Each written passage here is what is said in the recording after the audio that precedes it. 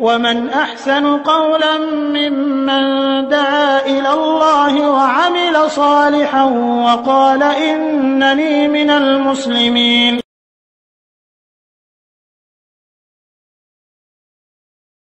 ওয়ালাইকুম আসসালাম রহমতুল্লাহি ওয়া বারাকাতুহু। ভাই, আপনার প্রোগ্রাম শুনলাম, দুঃখিত হলাম যে আপনি সুদূর আমেরিকা গিয়েছেন স্ত্রীর পরিবার পরিজনের ভরণ পোষণ মেনটেন করার জন্য, কিন্তু এই পরিস্থিতি যে আজ আপনার স্ত্রী পরকীয়ায় রয়েছে,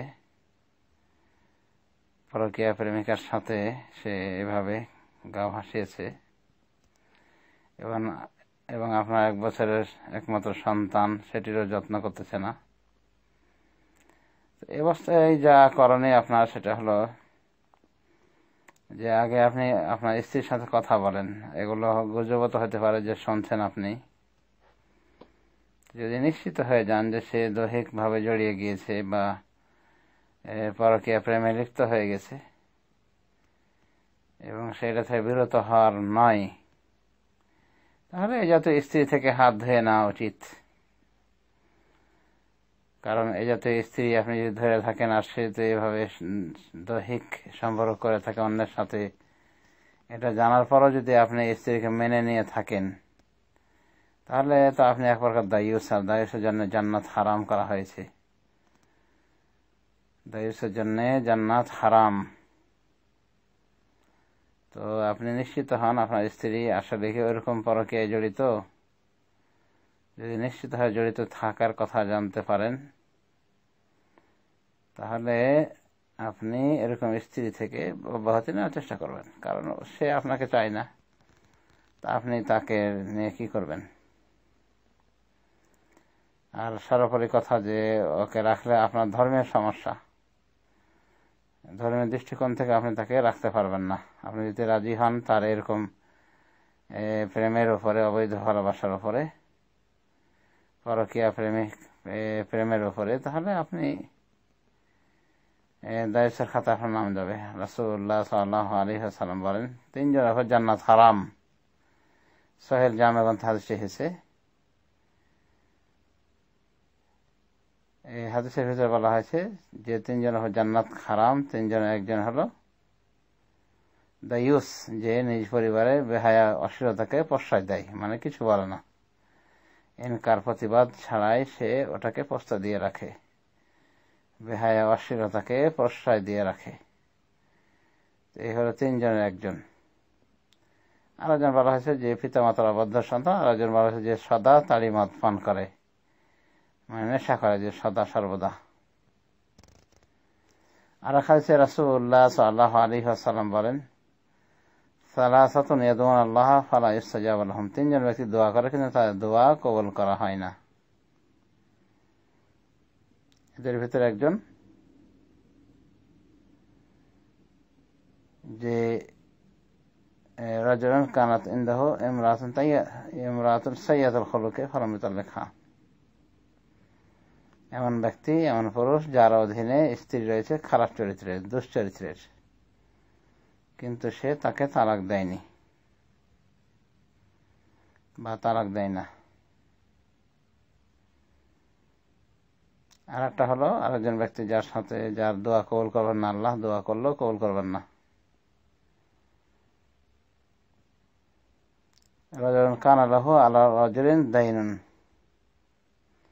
মালুন ফালাম ইরশাদ আলাইহি। আরেকজন ব্যক্তি হলো ওই ব্যক্তি যার প্রাপ্য রয়েছে অন্য ব্যক্তির উপরে, কিন্তু সাক্ষী সে রাখেনি, অর্থাৎ দিয়েছে, লেনদেন করেছে, কিন্তু সাক্ষী ছাড়াই।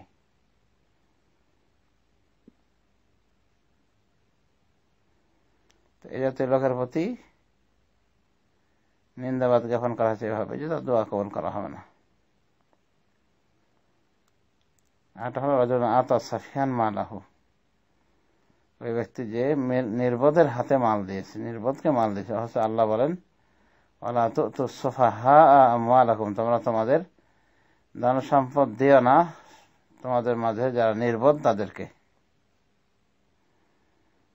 তো এই 3 জন, যে 3 হতভাগ্যের দোয়া কবুল হবে না, দোয়া করবে তারপরে তারপরে দোয়া কবুল হয় না। তিনজন, একজন কি ওই ব্যক্তি যার অধীন খারাপ স্ত্রী, দুশ্চরিত স্ত্রী রয়েছে, তারপরে সে তাকে তালাক দেয় না। তো এই যে দোয়া করে তার স্ত্রীর বিরুদ্ধে, কবুল হবে না। এভাবে ওলামায়ে বলেন যে তাদের নিজস্ব ব্যক্তিগত সংশ্লিষ্ট বিষয়ে দোয়া করলে আল্লাহ দোয়া কবুল করবেন না। যেমন কেউ কারোর নিকটে কিছু পেত কিন্তু সাক্ষী রাখেনি, তো ওটা যদি তার হারিয়ে যায় বা আত্মসাৎ করে ফেলে তার সাথী, তাহলে সে যতই বদদোয়া দেখ যে আল্লাহ ওই লোককে ধ্বংস করেন, তার কোনো বদদোয়া কবুল হবে না। এই জন্য সে নিজেই এর কারণ হয়েছে এই বিপদের। তাহলে দুশ্চরিত্রের স্ত্রী রাখার পিছনে কোনো যৌক্তিকতা নেই, দলিলও নাই, বরং দুশ্চরিত্র স্ত্রীকে অব্যাহতি দেওয়াটাই হলো শরীয়তের অধিক নিকটবর্তী। সুতরাং ভাই আপনাকে বলছি, আপনার স্ত্রীকে আগে তওবা পড়ান, তওবা করে কিনা দেখেন তার কথা শুনে। এরও আগে আপনি নিশ্চিত হন বিষয়টা সত্য কি মিথ্যা। অবশ্যই স্ত্রী থেকে আপনি জানতে পারবেন, স্ত্রীকে বলতে পারেন, এবং নির্ভরযোগ্য ব্যক্তি থেকে আপনি শুধু এতটুকু নিশ্চিত হতে পারেন যে আসলে তার সাথে পরকীয়া কেউ আছে কিনা। আর সে আলাদাভাবে বাসা নিয়ে থাকে, এটা তো একটা আপনি ফিল করে দিয়েছেন তার জন্যে। কেন তাকে তার বাবা মার সাথে রাখা যেত না? আপনি না হয় আপনার বাবা মার পাশে না রাখতে পারলেন, কিন্তু তার তো বাপ মা রয়েছে, তার নিজের আত্মীয় স্বজন রয়েছে, তাদেরকে আর রাখলে হয়তো এরকম বিপর্যয় সৃষ্টি হতো না। তো যা হোক, আপনার জন্য এটাই করণীয় যে আপনি তাকে হেদায়েতের ভাষায় কিছু বুঝান। যদি না বুঝে, আপনার কথা যদি না শুনে এবং ওইভাবে পরকীয়া নিয়ে থাকে, তাহলে এই জাতীয় ফালতু স্ত্রী, এই জাতীয় বাজে স্ত্রী রাখা আপনার দায়ুসের খাতায় নাম পড়ে যাওয়া, আর এটা কোনো মুমিনই চাইবে না। অতএব আল্লাহ রাব্বুল আলামিন আপনাকে সঠিক বোঝার তৌফিক দান করুন এবং এই জাতীয় স্ত্রী থেকে অতি সত্বর অব্যাহতি নেওয়ার তৌফিক দিক। আপনি ছেড়ে নিয়ে চিন্তা করবেন না, ছেলের মালিক আল্লাহ, প্রয়োজন তার দাদা দাদির কাছে দিয়ে দিবেন। যদি সে প্রতিষ্ঠিত হয়ে থাকে প্রেমিকার সাথে এভাবে লেনদেন চালাতে থাকে, তাহলে স্ত্রীকে ধরে রাখে কোনো লাভ নেই আপনার। বারবার আমি বললাম, তো এরকম স্ত্রী থেকে অব্যাহতি নেওয়া আপনার জরুরি। আর যদি তওবা করে সংশোধন হয়ে যায়, তাহলে অন্য নতুন কোনো সিদ্ধান্ত নেওয়ার দরকার নেই।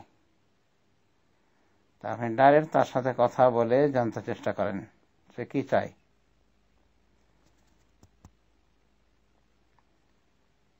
যাই হোক, আল্লাহ রাব্বুল আলামিন আপনার মুশকিল আসান করুন, আপনাকে টেনশন মুক্ত রাখুন। টেনশন মুক্ত থাকার আমি কিছু পথ বলে দিয়েছি, ওগুলো আপনার এখতিয়ারাধীন থাকলো, আপনি যেটা ভালো বিবেচনা করেন সেটাই করবেন। আমা আলাইনা ইল্লাল বালাগুল মুবিন। আসসালামু আলাইকুম ওয়া রাহমাতুল্লাহ।